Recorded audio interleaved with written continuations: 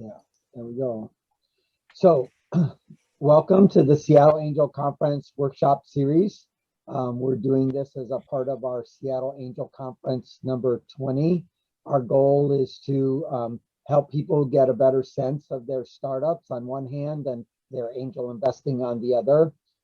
So we'd like you to introduce yourself so that our speaker can get a sense of where you're at with what you're working on and tune the conversation a little bit. So who are you and why are you here and what are you working on? 15 to 20 seconds, and then we'll go around the room and then we'll dive into the speaking. Gautam, how about you? How about if you start? Hi guys, my name is Gautam Sukumar and I work at Kernel Labs. We're not technically a startup, but our product is really a bunch of startups every few months. So our job is to try different ideas, see what sticks on the wall, do enough research to vet it, and find the right CEO and spin it off. We're working on a couple of interesting projects now. One is a hyperlocal travel platform. It's called Teleportis. And the second is something in the fashion industry. It's called StyleFit. We haven't gone public with that yet. Thanks, John. Cool. Thank you so very much. Rahul, how about you? Hi everyone, my name is Rahul Vasisht. I have a startup, the name is Startup Stat Rookie. We develop educational outreach programs for sports teams, and I'm coming to this to kind of better refine my pitch, not just from a just general pitch, and work on sales pitch as well. Cool, thank you. Brian, how about you? Hi there, Brian Barnard. I'm here participating in SAC 20 really with the goal of learning about angel investing and getting a better perspective on some of the early stage companies in the Seattle area. I participated in the San Diego Angel Conference this past year and enjoyed that. It was primarily because the last company I was working at, I spent a lot of time in San Diego and had a lot of contacts in that area, and then wanted to get involved in angel investing more local to where I'm living now. And I saw SAC as a great opportunity to do that. So happy to be here, participating in the workshops, and excited to be participating in SAC 20. Cool, thank you so very much. Alicia, how about you? Hi, can you hear me okay? Yes, great. All right, my name is Alicia Adamson and I'm the founder of Workbook Factory. We're an online application for the creation of interactive electronic workbooks. We are just getting ready to launch Pronoia Coach, which is our coaching dashboard for professional personal development and health coaches. I am starting my seed round this week with some backers. I'm very excited about that. And I'm also an indie filmmaker, right? Because one must be rounded. And the idea of storytelling as part of the pitch practice is very compelling to me. So I'm excited about that weave. Thank you. Cool, thank you. Thomas from Mad Ventures, how about you?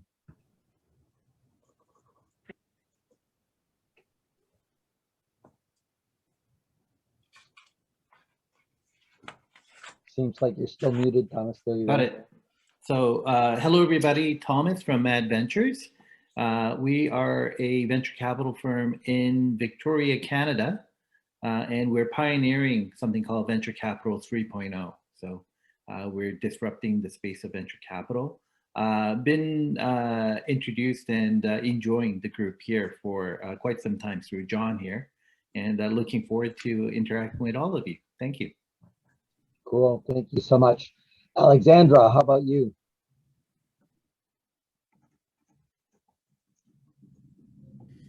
Hi, I'm in Seattle and I am CEO and founder of the company called Siberian Polyprenols. And as I put my chat a little, we offer natural health product solutions, and we are not exactly in the startup stage as my understanding right now. It's just an idea.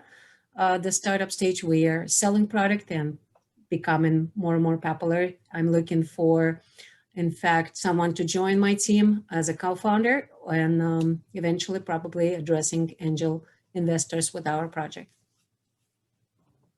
Cool. Thank you so very much. Norman, how about you?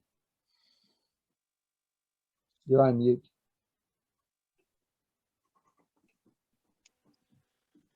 Hi, everybody. So I am a master certified trained coach of a few different modalities.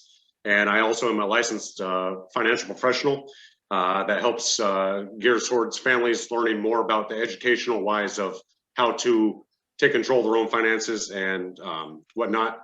I come from a background of workforce of being a working man for most of my life, but I am here to learn how to refine myself to be able to help sell myself to a degree and provide value to other families and other people that might be looking at expanding themselves or their future in different ways. Cool. Thank you. John Dex, how about you? Hi, I'm John Dex. I'm a former software product manager at startups, now startup investor. I'm a member of the SAC team that is currently recruiting companies and investors for the next rounds. If any of you out there are interested in participating in SAC, either as an investor or as a company, feel free to reach out. I'd love to talk to you and introduce you to the program. I'll put my contact information in the chat. Cool. Thank you very much. Sam, how about you?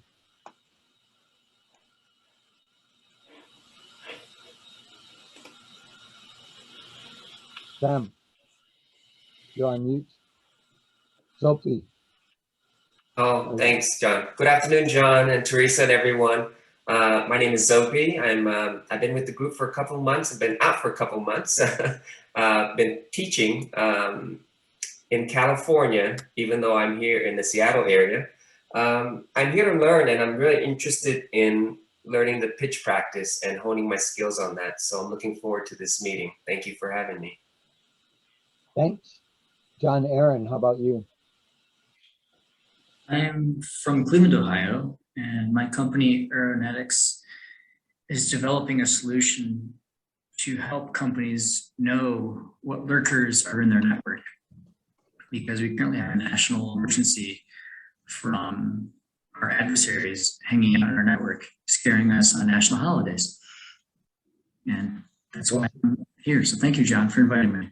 Yeah, thank you for coming. Wes, how about you?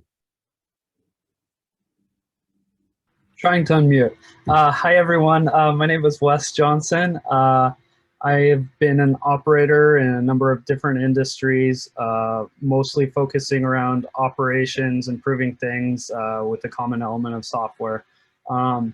Right now, I'm involved with the Seattle Angel Conference, doing the LLC organizer for SAC 20, working along with John Seacrest and John Dex, looking to find pre-seed and seed companies and help grow angel investors in the community. So if you are a company and you're interested at all, I'll put my contact information as well.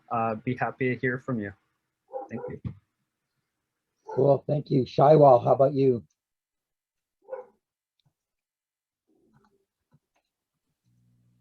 Hi everyone, I'm Shaiwal. I'm also a first-time SAC investor, so I'm looking forward to the workshops and learn more from it. I am also a founder. I'm also the founder for Neighborly.com.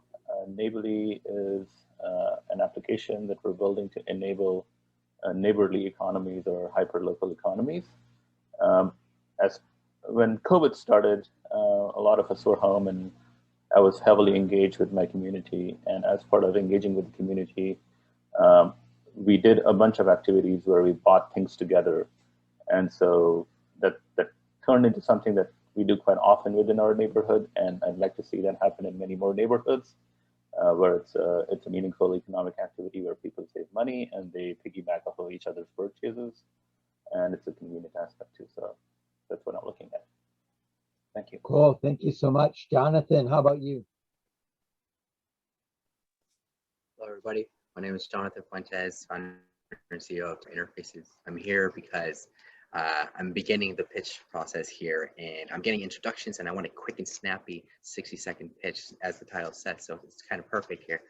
The project that I'm working on is just a product that helps distributor team cut down on meetings without missing a beat. We do this with audio and video recordings. Thanks for having me. Cool, thanks for coming. Praveen, how about you? Hey, this is Praveen Akula, founder of Pay Pigeons, a food tech company. What we do is take an independent family-owned restaurant brands and expand them, scale them. That's about it. And I'm here to learn 1-minute pitches. Cool, thank you so much. Caitlin, how about you? Hello, my name is Caitlin Morse. I have a background in the medical device industry. I've worked with startups and on the investor side with impact investing and with diligence. And now it's my turn in the hot seat as the first-time founder and CEO of BrainSpace. We're working on neurocritical care.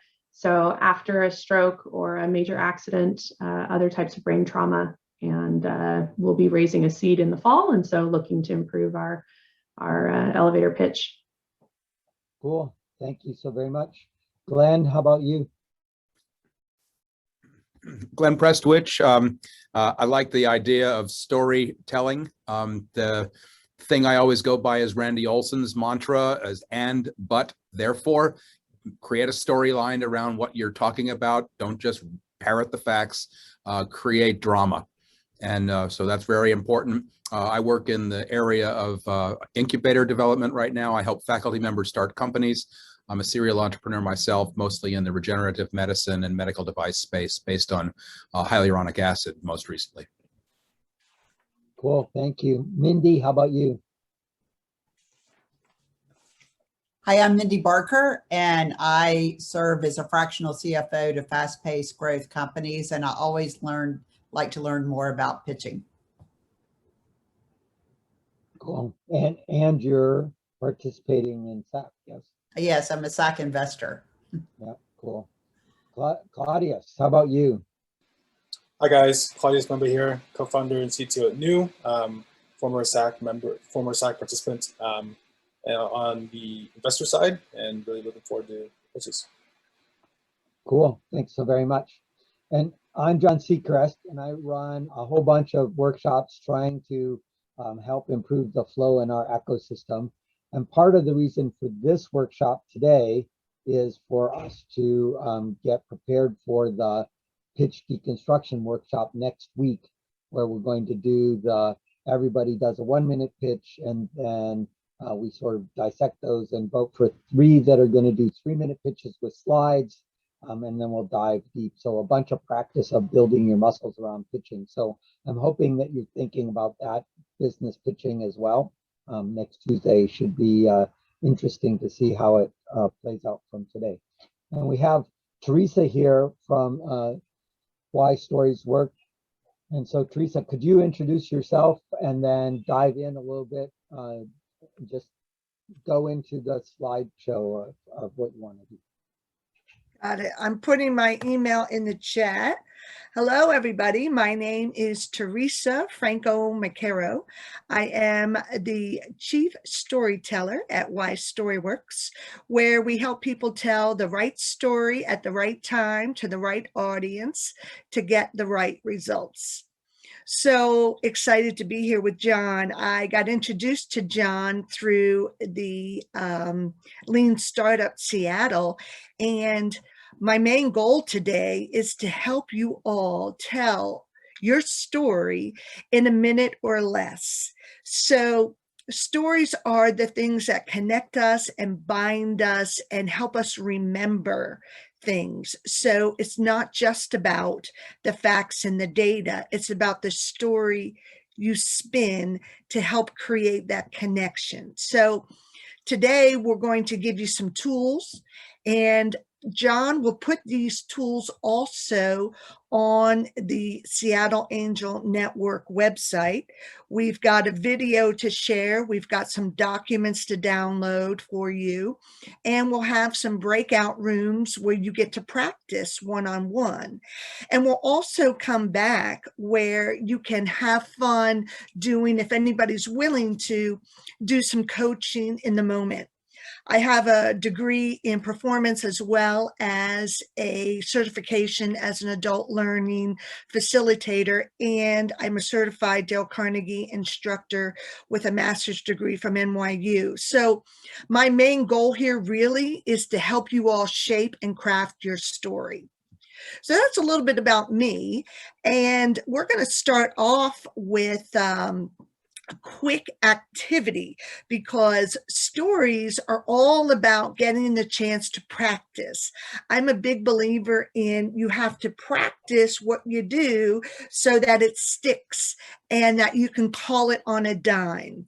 So the first thing we're going to do in a moment is we're going to put you into breakout groups where you will be with one other person, and you'll see we have this activity in front of us.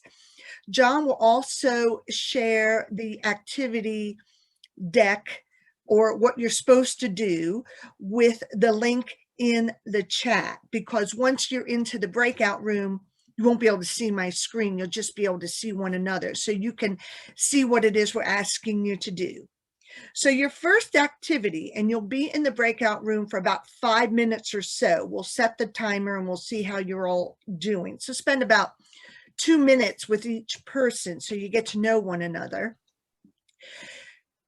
Your task is to take a look at these 3 photos and choose which one of these 3 photos best represents your startup story or your why. Because we all know that people don't buy what you do, they buy why you do it. So we're just giving you a little teaser to start off this activity in case you're new to story or you want to find another way in to tell some of your story or your why. Okay? So who here has a question about what we're doing? Someone says we need. I see Alicia raising her hand, and I see John Dex raising his hand. Okay. I'm not able to access the document. It's not public. Yep, hold on a sec. So John is putting it in the chat right now, right, John? Yeah, I put it in the chat, but she's correct. I didn't open it up as wide as I needed to. So he's going to work on that right Okay, now. so you should be able to get in, Alicia. Can you see it now? Do you have access now? Yes? Yeah, it's working now. Okay, fantastic. So part of what we'll do right now is we're going to tell you how to do it. We're going to show you how to do it. We're going to let you do it. Those folks that are familiar with adult learning know that modality. So I will start off by showing you, and then we're going to put you into the breakout groups, and then you can do it, and then we'll come back, and then we'll hear from maybe 1 or 2 of you as we move forward. Sound good? Yes? Okay. So my startup story, if you take a look at the man on the red ball, about 3 years ago, I was working for a Fortune 500 company, and they outsourced our entire department, and we got reorged again and again and again. And I thought, hey, it might be a great time for me to step out on my own and start my own business, Wife Storyworks. And then about a year and a half into it, the big COVID hit, and we had to do the big pivot. So we started working on videos and projects like the one you're hearing right now. So for me, it's time to get going and to get this ball moving. Okay. So that's all you're supposed to do. Take one of the pictures and say how it speaks to your story. Who has a question? Anybody? All right. Quick activity just to warm us up. So John's going to set the breakout rooms right now. We're going to put about 5 minutes on the clock. So take this activity as an opportunity to get your story muscle limber. All right. John is going to put you all in the breakout groups. Let me assign you into a room, Teresa, because we have an odd one because Shaiwal had to drop out. Hold on a second. Okay.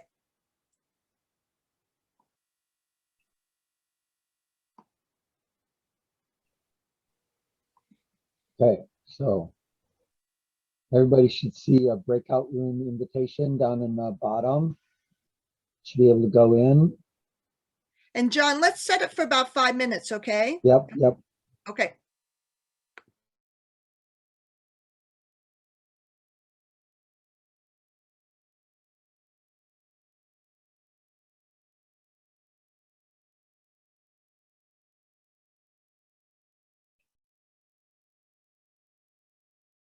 Wes and Mindy.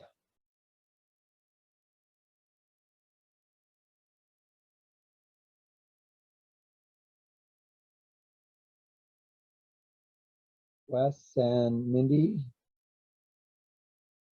Wes. Wes.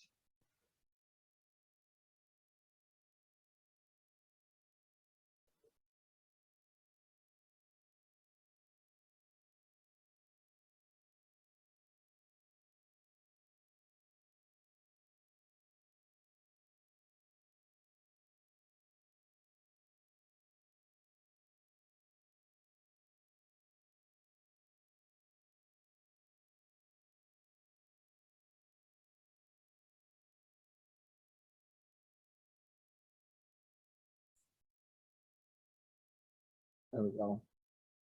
So nice to see you. You're on mute at the moment. Yeah, all right, there you are. And so which of those 3 items did you think were interesting or representative of you? Well, I would say for the last few years, I'd be the guy on the ball. I was trying to get a higher perspective on what's going on in the industry in general. Why are things happening the way they are, and trying to get that perspective. And now I would say I'm the guy jumping, jumping across, trying to make the leap myself. So. Yeah. And do you want to try to do a sort of a pitch in that context? Yeah, so John, it's actually really interesting because for me, my personal motivations for where I am today and how that connects in with the startup I'm doing is definitely a lot more than a 1-minute conversation. Right, but and in some ways, I mean, that's the experiment, right? Is how to get the hook and then go to the next piece. I see Wes is active again, so you guys are welcome to go and work on this over in room 4 if you want. And I'll sit here patiently and do things, but you're right on the cusp. You know, you could come into SAC with either angle, and Wes is the person to talk to about those angles. So you want to chat here, or you want to go into room 4 and chat? Either way, whatever you want to do, Wes. I think John was hoping for the breakout rooms, or the we're doing breakout rooms, so I would be happy to do that with you if you're. Go back to room 4 then. Okay. Cool, thanks.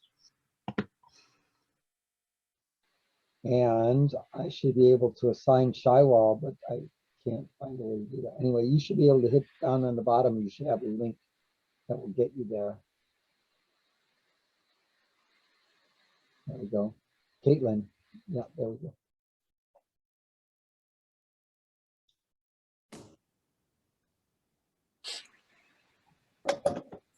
Okay.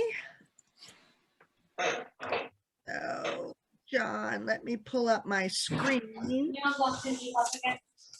I kind of lost my screen share. So, we can see your desktop. You can see my desktop. Okay, let me find my deck.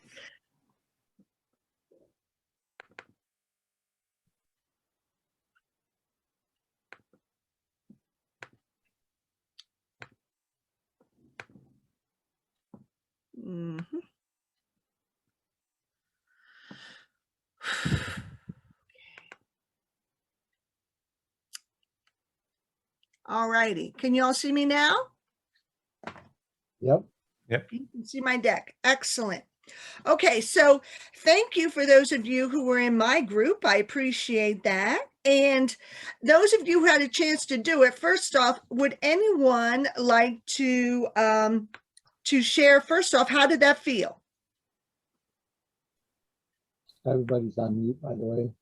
Okay, let's put, how about we have one person come off from mute, maybe Glenn, since you love stories. I remember that from your opening. How did that feel doing that? And which photo did you have? I didn't pick a photo because it wasn't part of my story. Okay. So, and that's kind of why we're all entrepreneurs. We pick our own story, and I Yes. don't pick somebody else's story. Okay. Okay. So for you, really being that person that's out there on your own and you're a maverick, so none of these photos work for you, and that's all good. That's part of your story. Thank you. So let's have maybe Shaiwal, you were in my group. So do you want to come off mute real quick and then just share the photo you chose and why? Yeah, the photograph that I chose was a man jumping across these two benches. And I hadn't seen these photos before, so when Teresa was describing them, because I had to reboot my machine, that one immediately sort of went to mind, because what I'm trying to do in my community is to drive activity within the community rather than just talking about things, right? And just philosophizing about things. It's actually how do you actually get stuff done? Yep. So that's what my story is about. So I selected that one. Thank you, Shaiwal. And what's interesting is sometimes we don't remember everything. Like Shaiwal says, he forgot all the photos, but he remembered his essence of his company, and what he's doing is to spur that action and to drive that action. So bravo, you all have just done your very first story. So, we're good. And as we move forward here today, just remember that your story speaks to your why, and your why is very powerful. Your why is what's going to spark the action. And so part of my why is collaborating with my business partner here, Erna, but also helping all of you find that story that speaks to your essence. And just like what Glenn said, sometimes it's not sitting there. You have to go outside the box. Or Shaiwal, he couldn't quite remember exactly what those photos were, but he knew the essence of what it was that he's doing. And so as we move forward, one of the things that's really powerful about stories is they will stick our message. The brain will remember stories 22 times better for recall than facts or data alone. And the brain, when you wrap your message in a visual story, which is why we love to start activities with a visual cue sometimes, and also why you have your deck, or it's very important to have a very powerful logo or image. The brain will connect to a visual story 60,000 times faster than facts or data alone. And, we're natural storytellers. We've been telling stories for thousands and thousands of years, and we've kind of forgotten how to do it. So when your brain is on a story, it lights up and it feels as if it's happening to you. So there are studies that show in the neuroscience of stories, because I can geek out on this all day long, that within the brain, there are the amygdala. It's basically your recording device that says, wake up, pay attention. The stories are going to keep you safe, because it's going to say, hey, don't go down there by the river and drink that water because it's poisonous. I heard a story just the other day about it. That's all those years ago when our brains were evolving. We survived not because we were the biggest and the strongest. It's because we were the smartest, and we were the smartest through our stories.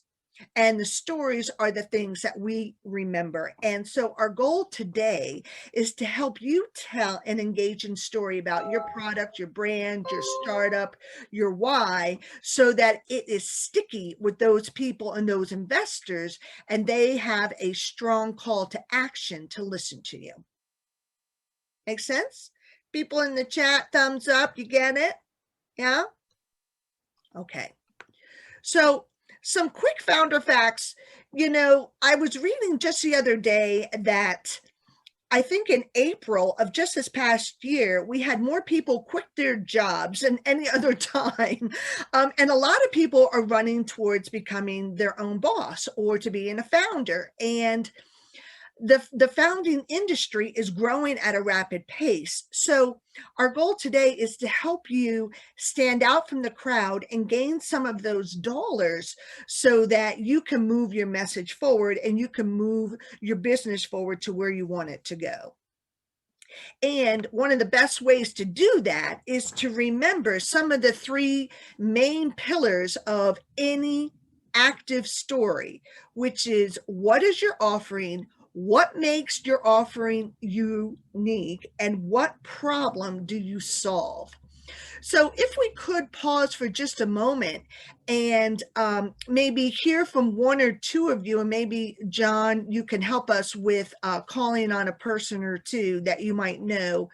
What problem are you solving? And I'll give you an example. The problem I'm solving is, and have you ever been to a meeting and you've sat down and you're like, where in the heck is this story going?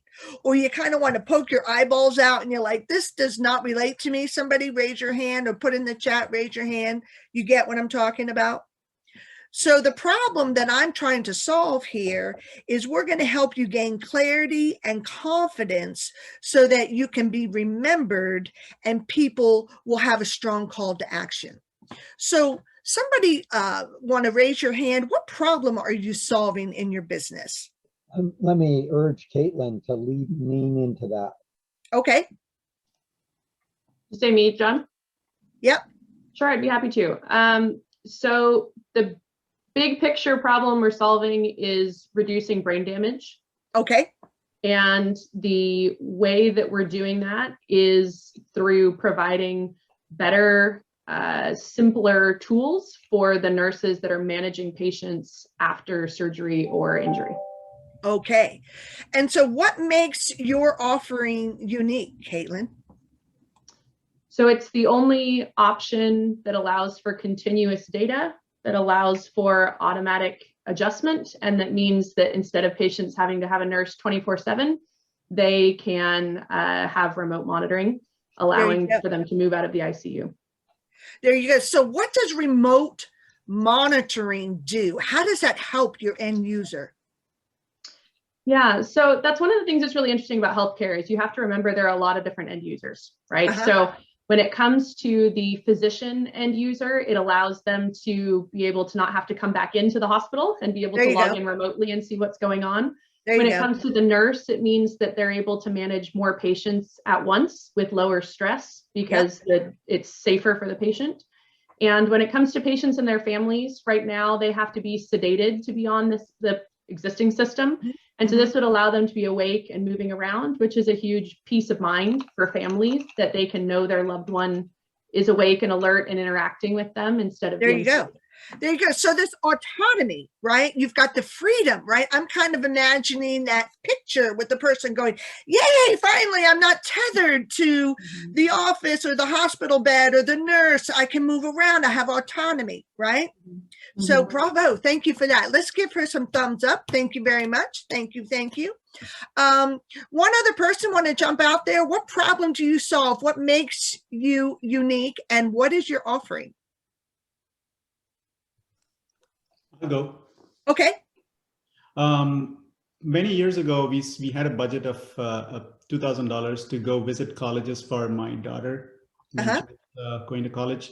And we were able to do one college trip. Okay, how so? The problem you're solving is? The problem I'm solving is the ability for parents to be able to visit college campuses without spending hundreds of dollars. With the help of students who are already in campus, by enabling them to give a tour on demand whenever they have a few minutes at the cafeteria or wherever. So it sounds like save time, save money, and gain a friend. Probably. Yeah. So what makes your offering so unique? It makes it unique in the sense that it's hyper local, so you can can be on demand is the uniqueness, because there are so many experience platforms out there where you can go schedule a Zoom meeting, schedule a FaceTime, and go do the meeting at the time they specify. But here, people are walking around with a phone. Anyone who's interested could just send a notification to the phone and immediately start a tour. And of course, you can pay them $5 for it. There you go. There you go. And so again, I'm reminded, Gotham, if I think of one of those pictures, which one of the picture did you choose? It's actually the pivot. And there's a story behind the pivot. So okay, go ahead. Which one did you choose? The what one? The one with the pivot, the ball. Yeah, the guy looking at his watch. Yes, go ahead. Yeah. So last year we had a brilliant idea that it would be great to have a ton of guides all over the world show places around. There you go. We went and built a minimum viable prototype. 6 months later, we found out that 20 other people were building the same thing, including the likes of Amazon, Airbnb, and Zoom itself. So we decided to go a little bit to the side and make it more centered on the location and whoever is available rather than centered on one experience that somebody gives out every couple of days to make that instant gratification possible. So that was the pivot that we had to do. There you go. And so you were able to do it pivoting like on a dime, on the ball, like all the balls in the air, and you were able to manage this new reality in a way that made your business relevant to those that were needing it. Yes? Bravo. That's the hope, yeah. Nice. Thank you. So notice how the two folks, well, all of them really that spoke were able to get very specific. And one of the things I like to say, specific is terrific. You don't want to get too specific that you lose your audience, and you don't want to be so generic that the audience doesn't gravitate and doesn't understand your why. So thank you all for sharing that. And remember, also, as you're building your pitch, especially in the 1 minute version, because your main goal is not to get them to write the check right this second many times, it's to get the next meeting or to move to the next round. So you have to show your key differentiator. So who's on your team? What technology are you using, and what traction have you gotten so far? In other words, do you have people that have already used it? Do you have any money that's already come in? Do you have some numbers that you can share? Do you have some testimonials that you've gotten? So remembering the 3 T's will help you as you craft a little bit more of the specifics. So who has a question right now? Anybody, you want to raise your hand if you've got a question? Okay. All right. So as we move forward, there are 3 golden rules to crafting your pitch. You want to be real, you want to be relevant, and you want to be brief. So being real, what do you think being real is all about? Somebody in the audience raise your hand, or maybe we can call on somebody. What does being real mean to you all? Maybe actually having an inflection of actually having to yourself. So your audio is a little cutting out. With whom am I speaking? Is it Thomas? Oh no, it wasn't me, but go ahead. Yeah. So what is real? Can you say it again? What does being real mean to you all? This is Thomas. For me, being real is being authentic. Yes, yes.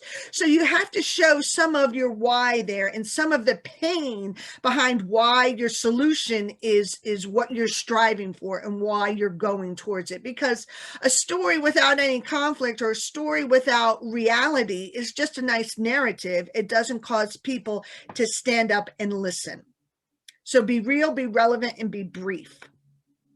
So we've got a quick video here for you to see. We have a show. Let me see here. John, we always have trouble with the videos, don't we? So I'm trying to share a video of Abrar Ahmed, who we were able to do his pitch and give him some coaching in the moment on what was working for him and what wasn't.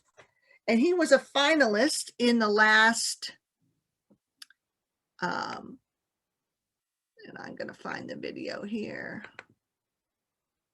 Finalist in the last Seattle Angel Conference 19. Yep. You will have to reshare your screen if you want to switch which tab you're focused on. Okay, so I'm going to try to find that video again.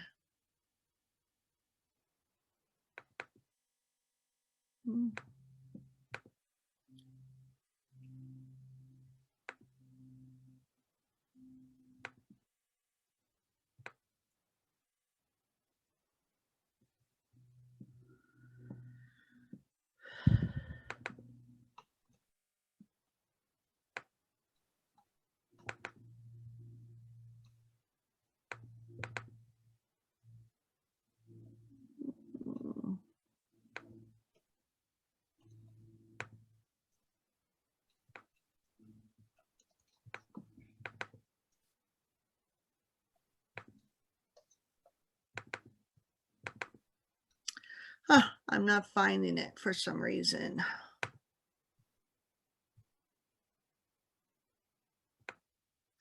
I'm wondering, John, if we could share it from the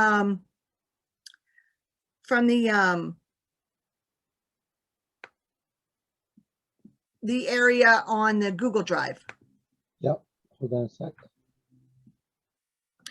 So we're going to pull up Abrar Ahmed, and we're going to share this video. And what you want to do is pay attention to some of the things where Abrar, from his first pitch to his second pitch, and see the difference. See if you can see some of the differences between the two.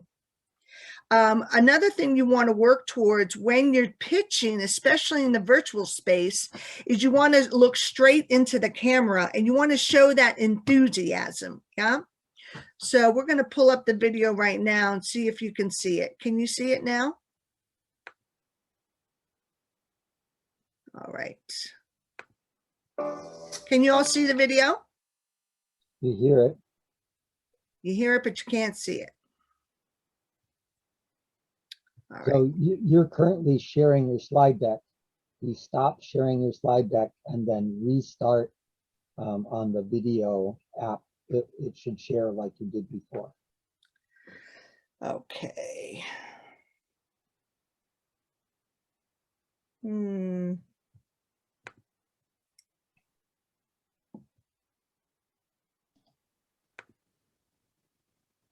So Teresa, if you click stop sharing at the bottom of Zoom. Yeah, I'm on stop share right now. But you're still sharing your screen.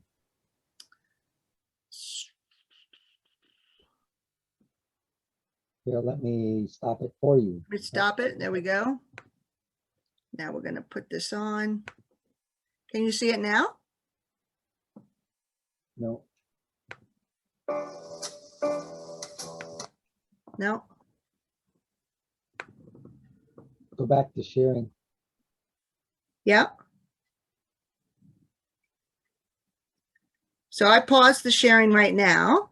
Yeah, go hit on the bottom of the screen, it says share screen, click on that again.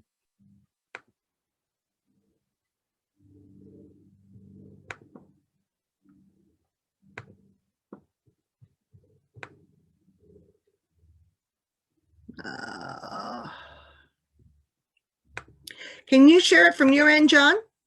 I was having problems with, I can share the screen. But the problem is the sound won't work, right? So here we are with that. And then I say click. That's the one you want, right? Yeah. But there's no sound, right? Nobody else hears the sound. All right. So we'll pause on this for a minute. We've had a problem with this before, so we're going to go back to share screen.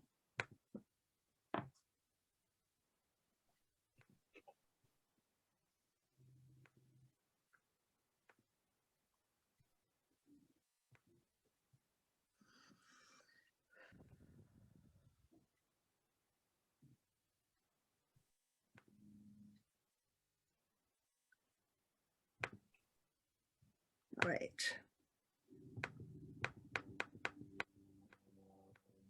Can you all see my screen now? Yes? No.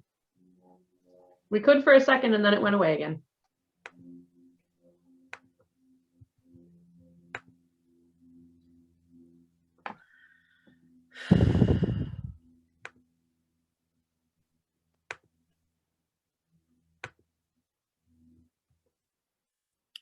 right.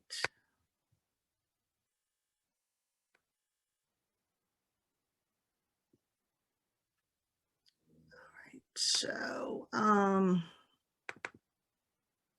you see me now? We're back now, yes? Yes. All right. So we're just going to let the video go for now. We're going to post that on the website and we can talk through it. I don't know why it's not working. We tested it, but it could be some of my own problems. So my apologies for that. There's a video with Abrar Ahmed of our Angel Conference from last semester, and he was one of our finalists. And with just a little bit of coaching, we were able to hone his message so that he was able to be more engaging. So the more you can understand the why behind what you're doing and you can share that with your audience, the more active people will be to your story.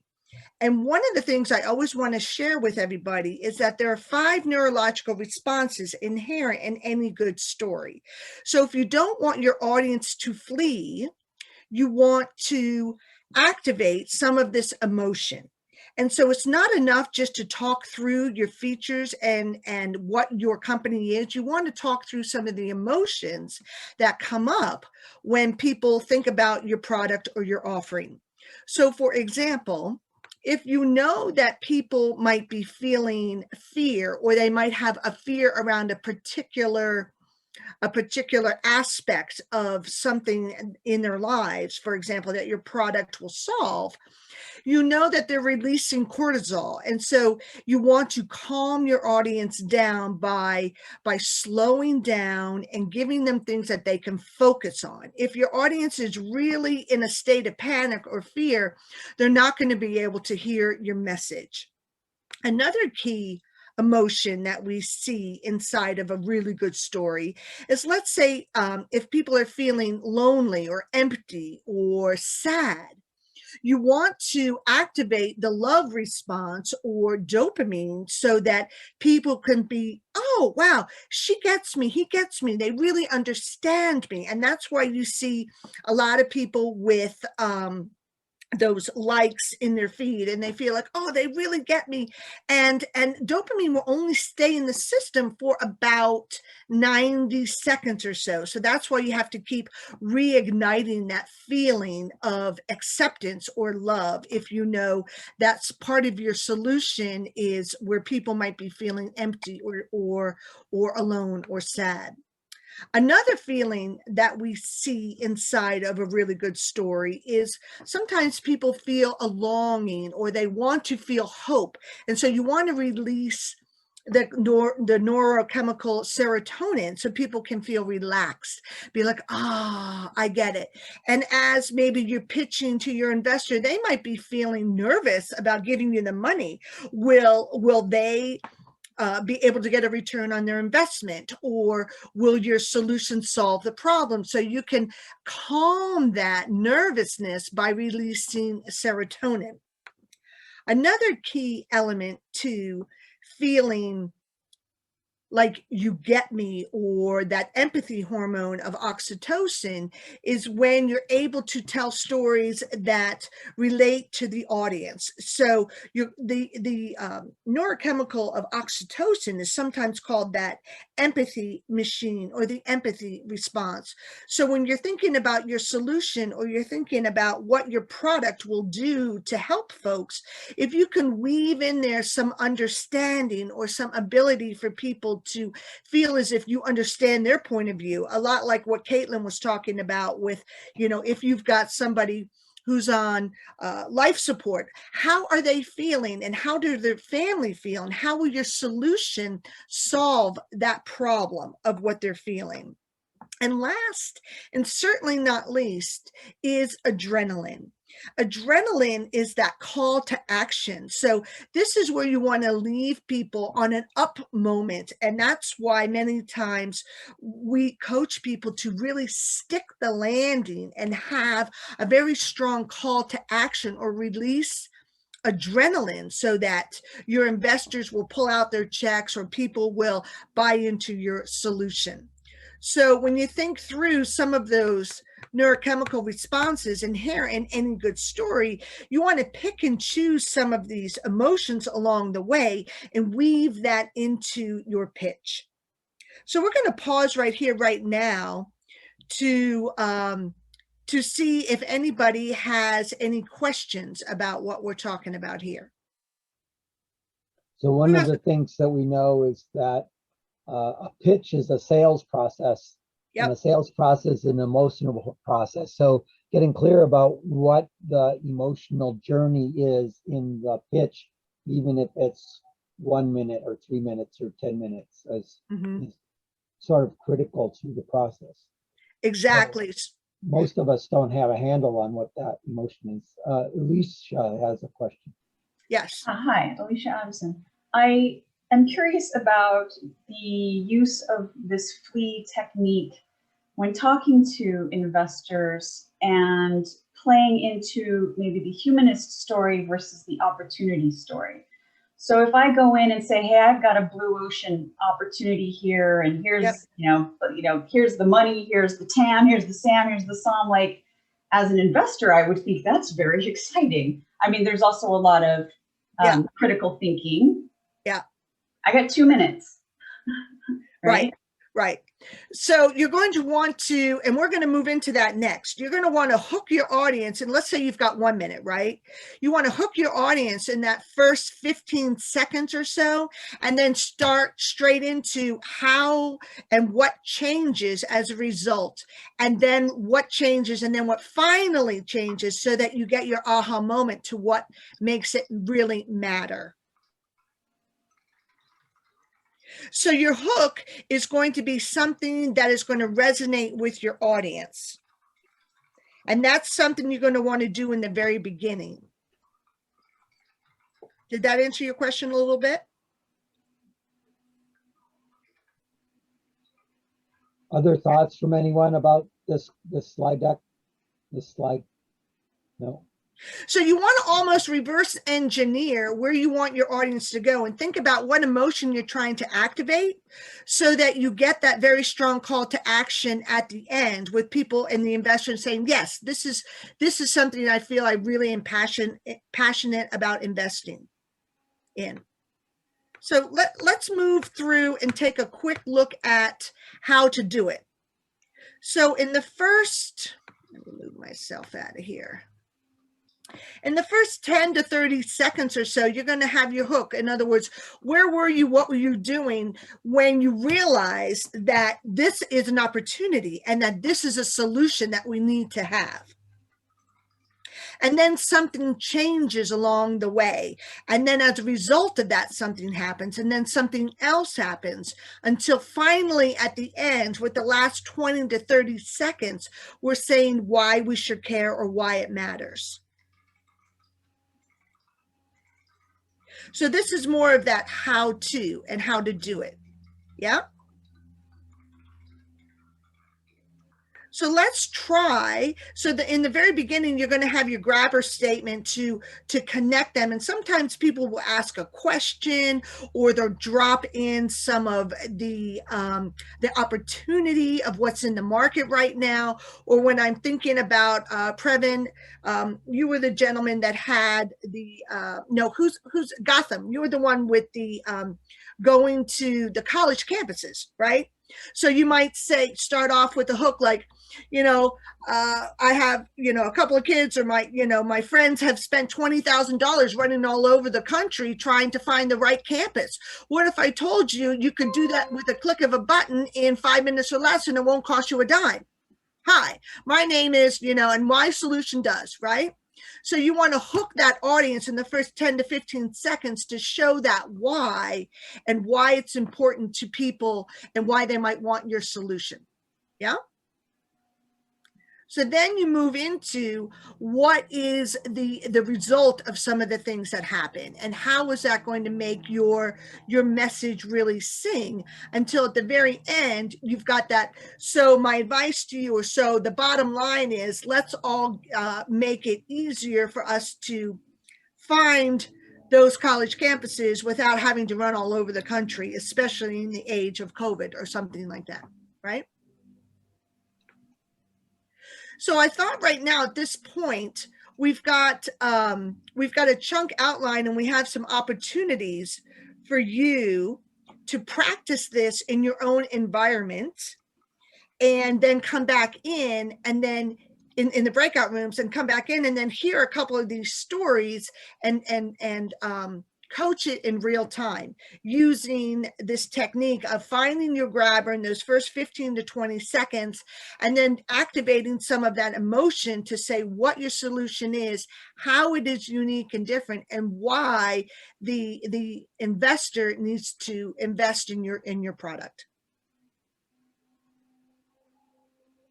Okay, so why don't we, who's got a question about what we're going to do next in our breakout group? So Teresa, this is Thomas. I have a quick Hey, Thomas. question. Yep. So I'm a avid follower of someone by the name Simon Sinek. Absolutely, yes. And he started this whole start with your why movement.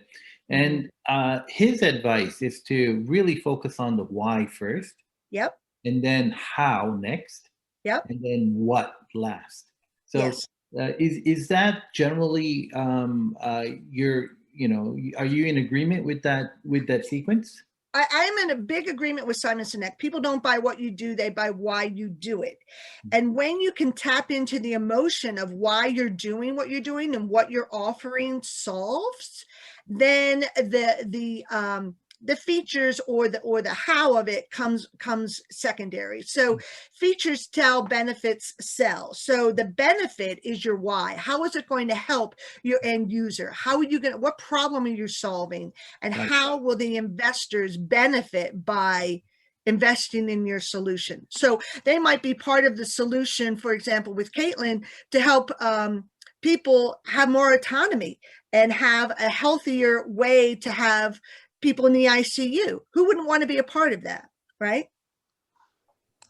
Yeah. Other questions? I agree, Thomas. Hi, this is Alicia. Can you hear me? Looks like yes, we can hear you. Question about the why. So yeah. I typically start with my customer of origin and how, because there's just such a compelling story for why she came to me and asked me to build this solution. But it's, it's one person's story. And what I try to do then is say, if this is true for her, yep, this can be true for so many other people. Yes. Is that better than just coming out and saying, oh, well, there are, this is what's happening in the industry today. It's not as heartfelt, but it tells the market story better. Yes. And so when you said a very key word here, Alicia, you use the word heartfelt.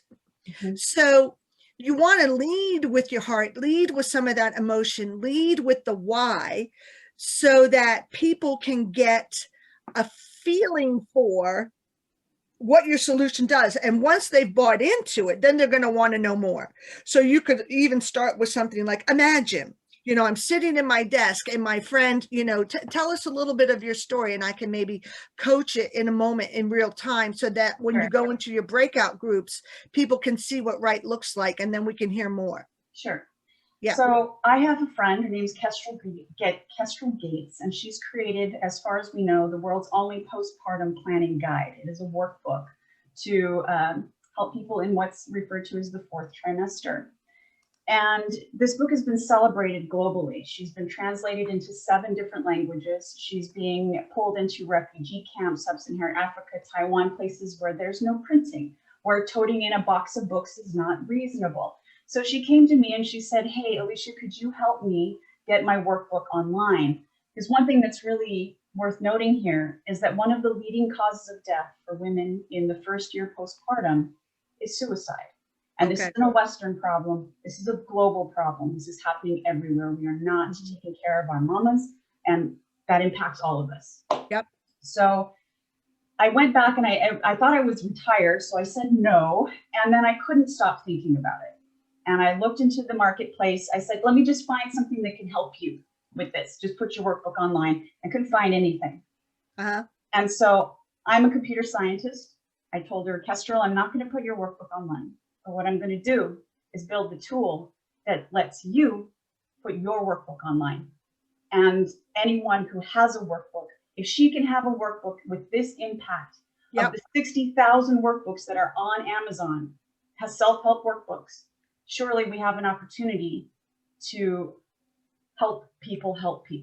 So there you go. So the only thing I would say is we can shorten this up a little bit, Alicia. If you've got 1 minute, you're going to have to get in and get out quickly. Sure. So I would coach you, and we could do this, you know, after you spend a little bit of time in the breakout room, really getting some of those specifics for your why down. But, you know, you could say, did you folks know that the leading cause of death for women after postpartum is suicide? And why is that? Because we don't have any tools to help us. You know, one of my good friends came to me, and, you know, this is not just a Western problem, this is all over the world. And she said, and how can I? And so, hi, my name is, and our solution will tap into, you know, and then you can move into that. So I would just shorten it just a little bit. Yeah. So that you're able to get more specific in the very beginning with that hook, because it's a really good hook. It's a really good hook. Yeah, I think so. It should be. Yeah, Right? it is. It should be. It is. And so you could lead with a fact if you follow it up with some of that emotional response to it. Because what you're doing is you're making it human. Yeah. Somebody else want to give us a quick, and then we can go into some of the breakout rooms. That's really good, Alicia. Thank you. Yeah. Thank you for your advice. Yeah. Someone else want to start us off with a little quick sample? Teresa, this is Thomas. How quick do you want it? Because I have a 4-second pitch. Okay, so we're going to do it in 1 minute or less right now, because that's the first round. Okay, so what we're trying to do is show your colleagues what right can look like, and then let folks go into the breakout room and practice, and then come back and hear some more. Okay, so do you want to start us with the 1 minute one or the 40-second one that you have? Sure. So, okay. You can time me. Hello, everybody. I'm Thomas from Mad Ventures. We're trying to save the world by empowering new investors by giving them money. Okay, is that it? That's it. Okay, so that wasn't quite a minute. That was maybe 20 seconds. So one thing I might do is maybe get some of that emotion. So let's think through. If you're going to empower investors, what emotion or what do they gain by having empowerment? What do they gain? They're getting the resources that they need to do what? Actively participate in the work needed to save this world. Okay, so when they have the resources, what happens to them?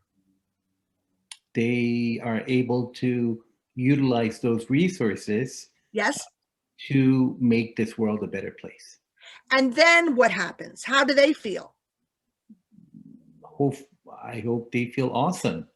Okay, so how do they feel awesome? Why does it matter to them? Because saving the world is something that is important for everybody who's participating on this planet. Right. And, you know, they feel empowerment to be able to participate. Yes. So what does that empowerment give them? A feeling of what? Feeling of, I guess, power, ability. Yeah. So like I'm making a difference, right? Yeah. So you know, you might pause and say, you know, what if I told you I can help you make a difference in this world? Who here has problems that you're passionate about? What if you had an outlet where you can activate and have the resources to make a difference in what really matters to you? Hi, my name is Thomas. My company has the ability that, you see where we're going? So getting some of that emotion out there with why it's going to be beneficial to somebody to have your solution. what do they gain? What do they get? So it's not so much about you, it's about the end user, what they get. That's correct. Yeah. Yeah. Yeah. The answer is they get money. Yeah. They get money so that they can be empowered and they can have the autonomy to do what it is they're passionate about. Right. Exactly. Right. The thing that they get is not money. Money is the enabler. The thing that they get is the ability to step up a level in their ability to achieve the goal they want in the first place. Right. And so it is the progress, the ability to make progress that's important, not the fact that they're getting money. Money is the mechanism of the solution, not the motivator. It's not the outcome they want. Right. What they want is the fact that homelessness goes away, or that women get educated, or that we have a more peaceful world, or we have actual democracy. All of those things are the making the world a better place conversation, and they can get there better, faster, and achieve their goals by putting money into scalable organizations that will do that. Yes. And it's like the vehicle, right? So the story is the vehicle to get you to having the resources to do what it is you're passionate about, right? That's correct. Thank you. Yeah. Yeah. So what if we try going into some breakout groups, maybe just for like 5 minutes, maybe not a long time, to give you a chance to practice, and then come back and hear some of the stories and do some more coaching in real time. Would you all like that? Would that be beneficial to you all? I'm not going to join a room, John. I'm going to stay here. We have an odd problem. So maybe we put 3 in a room. Okay. So who has a question about what we're doing right now? I need to drop off, so you might not have the odd problem. Oh, okay. Okay. Thanks, John. Thanks, guys. Yep. And catch you in the next one. Bye. So we're going to give you,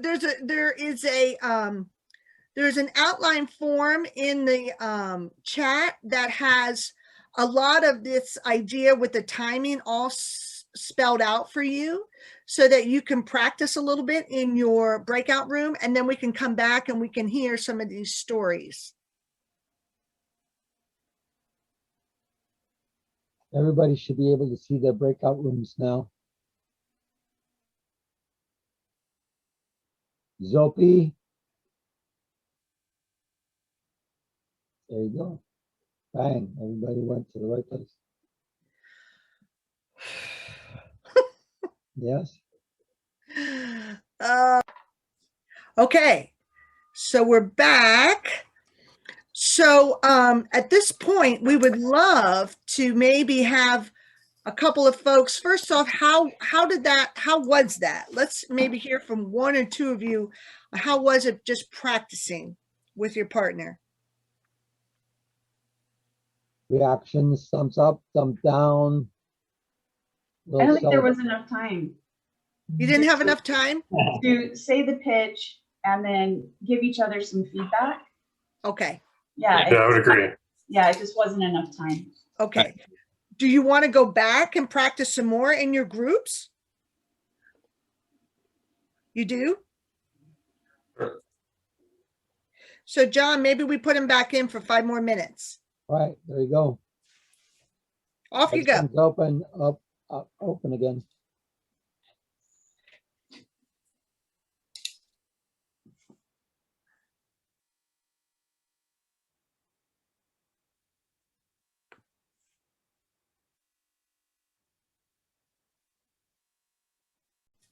Welcome back. Welcome back, folks. So was that a little bit more time to get to do what you needed to do? Yeah.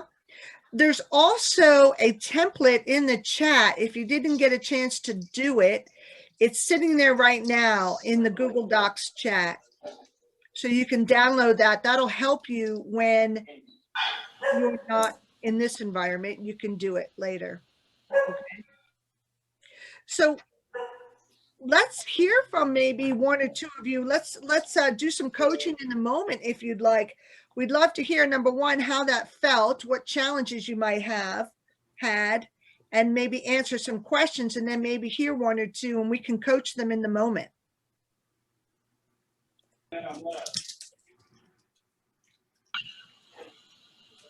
Praveen, how about if you talk about what you got out of that? Yeah, I got a really good feedback. So I tried to concise the whole storyline in a one-minute pitch without including any milestones or without including anything.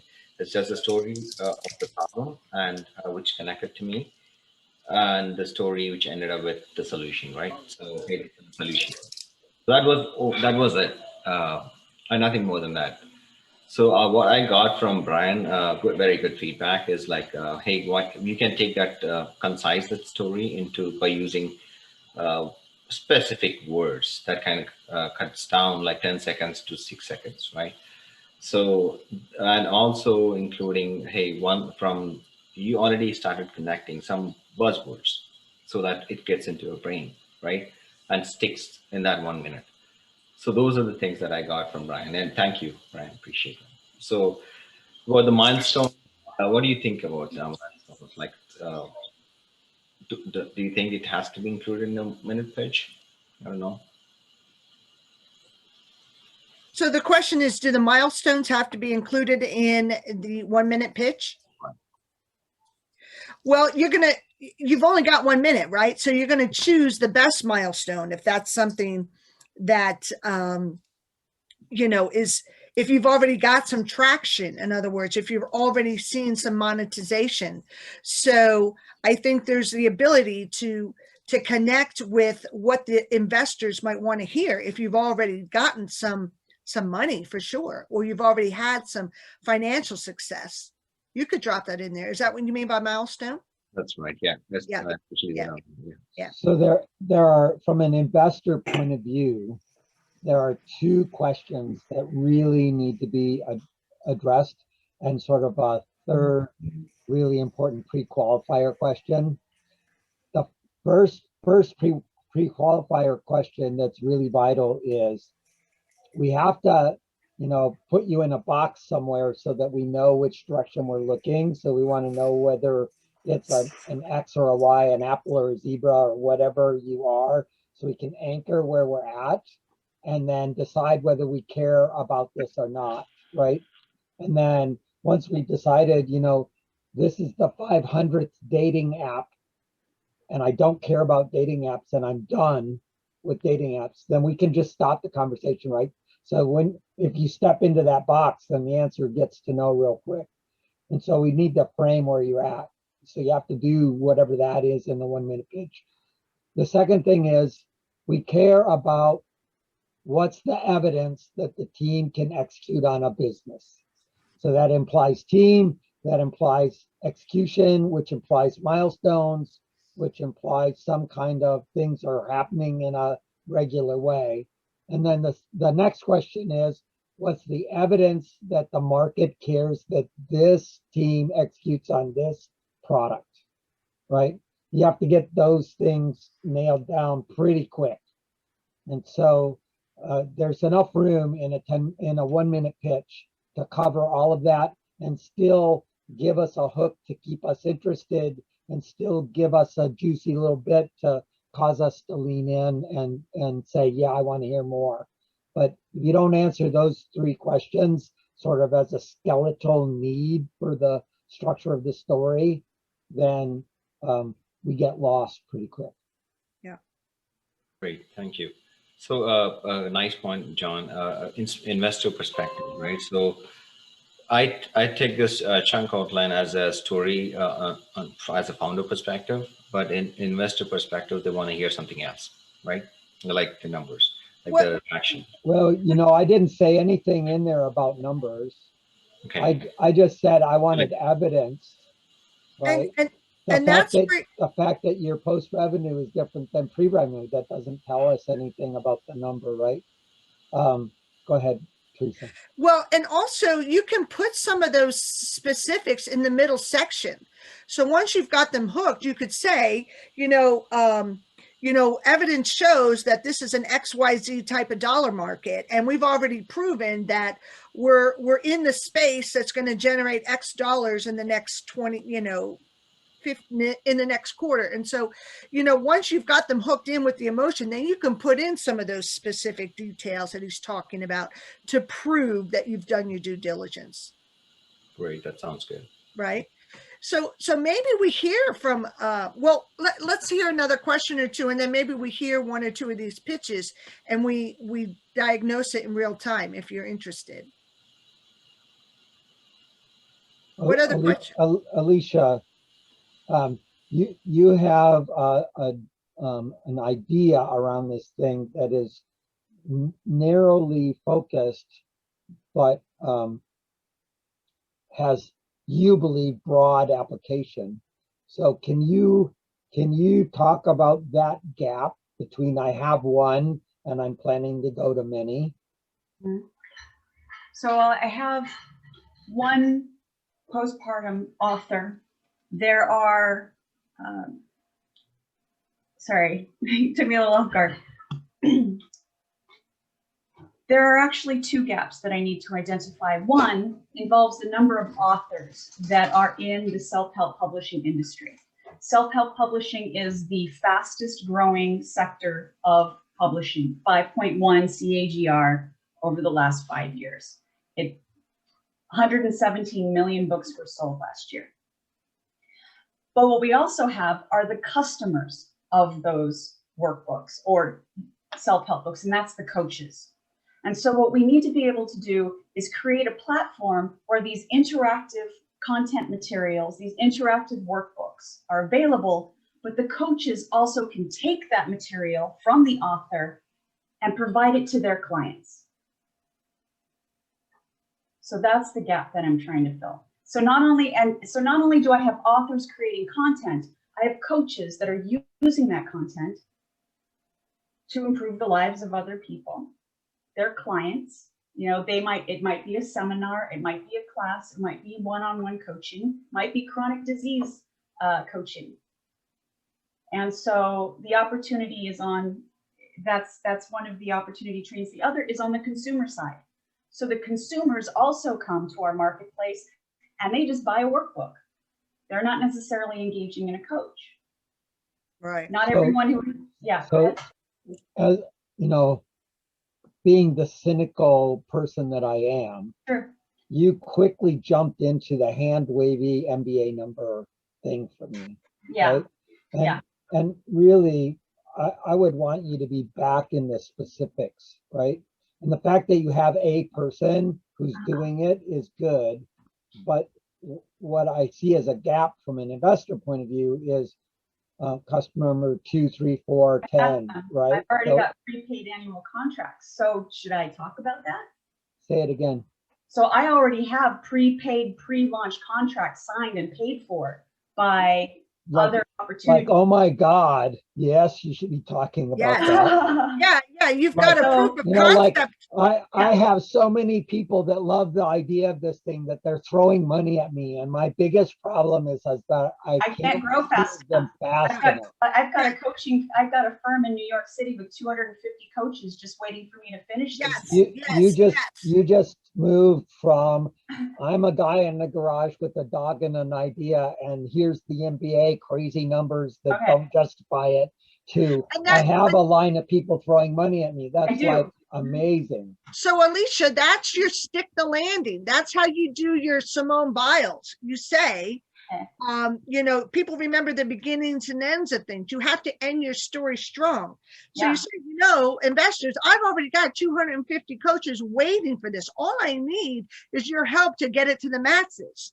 Yeah, you know, I've got a letter of intent for a police training program in the UK.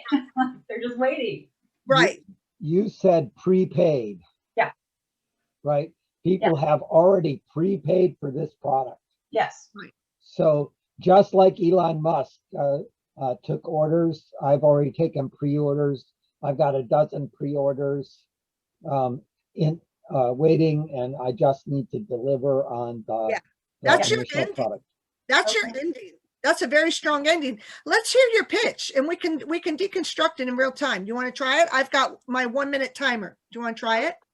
Didn't I already do that though? I want to give someone else a chance. All right, all right. I mean, I would love to. Maybe I'll pay you.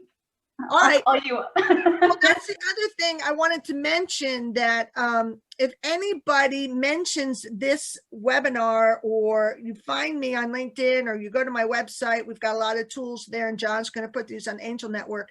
I am happy to give you a 30-minute session pro bono. And then I have a whole slew of stuff. You know, I do 1 hour, 10, packages, and 10 session packages, and all of it. So I'm here to help you and just kind of get you to hone it a little bit. Okay. So just find me on LinkedIn, find me at Teresa at whystoryworks.com or what have you. And we'll keep the tools available for John on the website too. So you have all these tools you can download. Okay. Yeah, I'm happy to hear somebody else get some coaching. Thank you so much. Yeah. Who else wants to go out there and try it? We're going to give you some free coaching in the moment to help you with your 1 minute pitch. I'll step in. Okay. Norman. So have you either experienced, or have you ever know anybody that's been affected by an unexpected death in their family? Well, I myself have been affected by that as a young man myself. And what I do is I take all those experiences that I had to endure, and I drive that into my purpose to be able to teach families and push families forward in securing their financial future, protecting their loved ones, and making sure that when unexpectedness things do happen, that they are being able to make sure that everyone in their family is taken care of.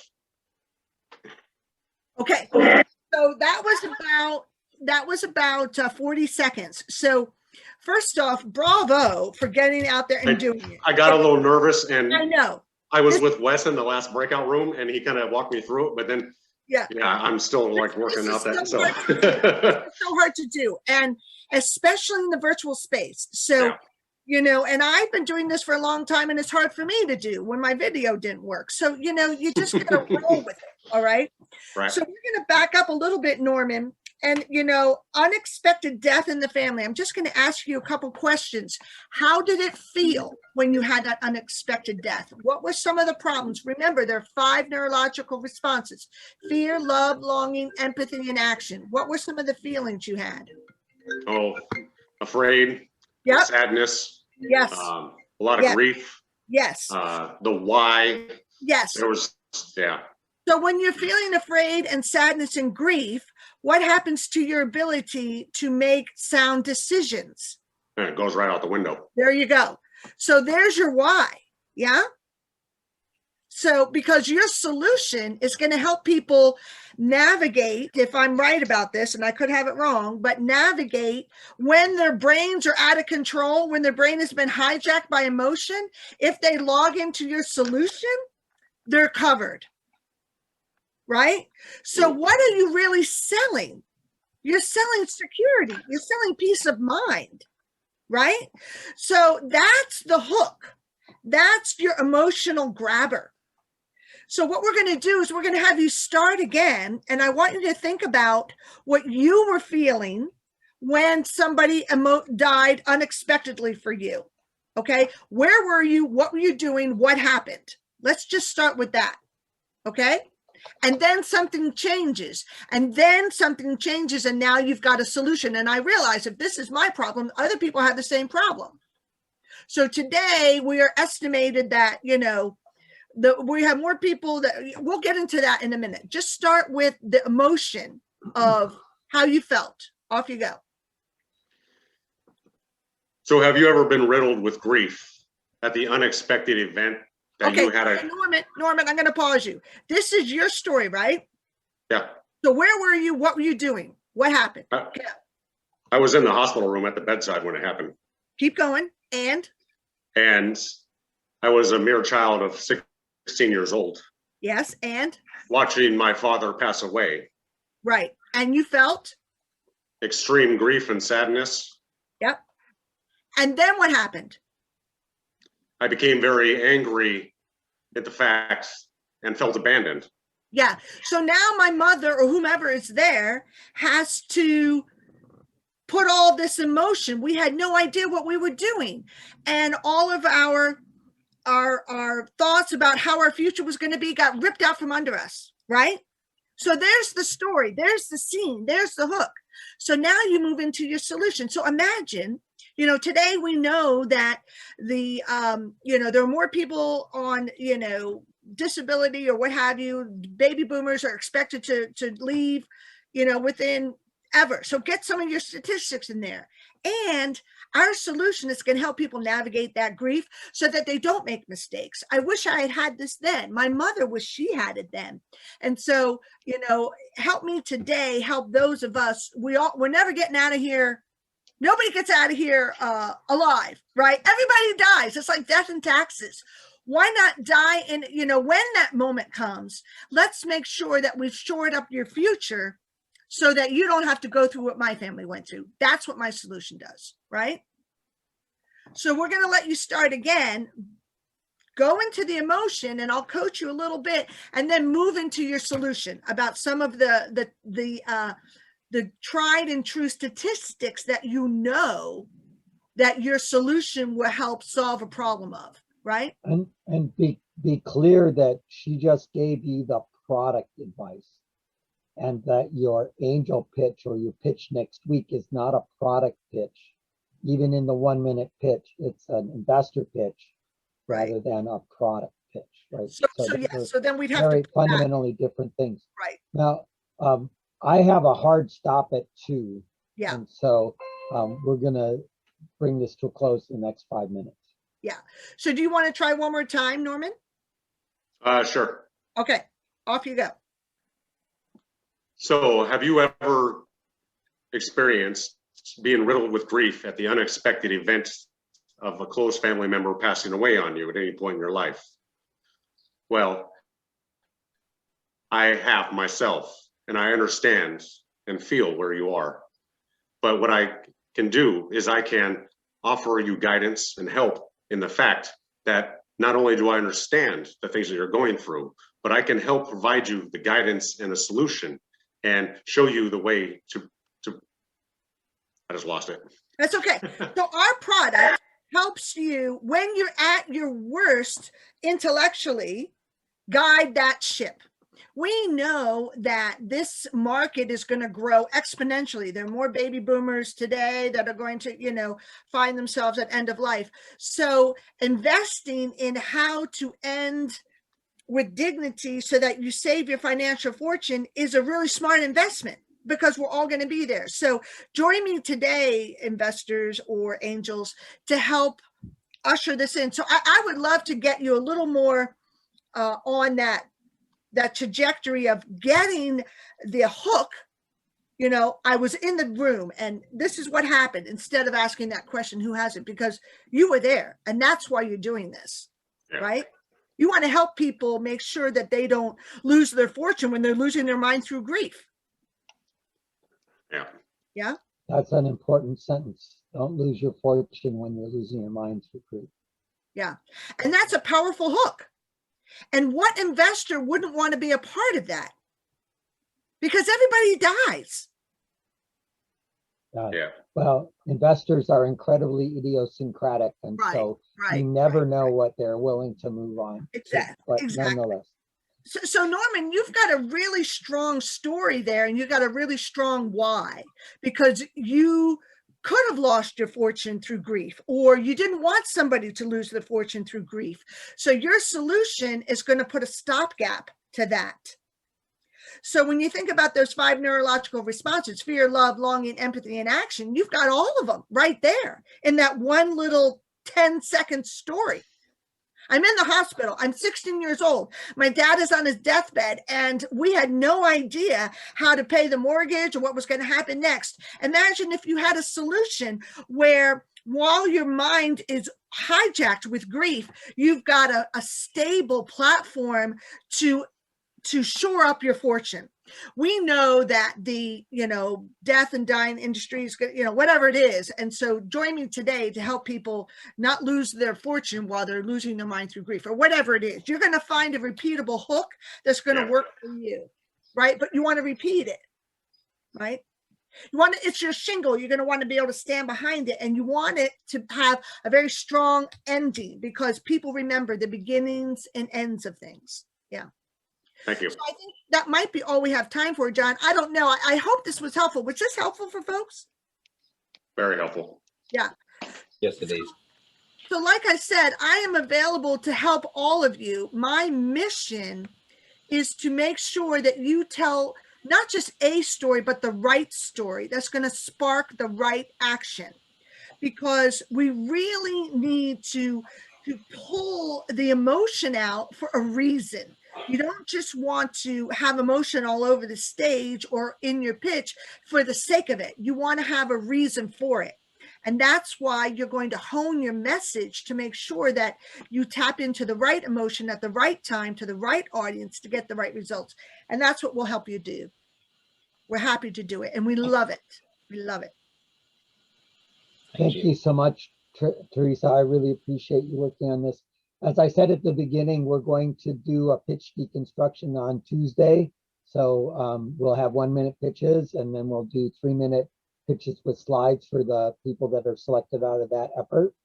Please spread the idea of that far and wide, and continue to look at these workshops. We have several very interesting ones coming up over the next 2 months, including David Rose, the author of the Angel Investing book, and Carly Price doing a cash flow projection workshop so that you can ground your pitches in financial data and assumptions as well.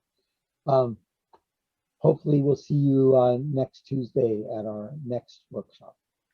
Bye. Yes, thank you all so much. Please find me on LinkedIn and also reach out to me. I'm happy to help you. We'll set up a time where we can help you deconstruct your pitch a little bit more one-on-one. Okay? Yep. Bye-bye, everyone. All right, thank you.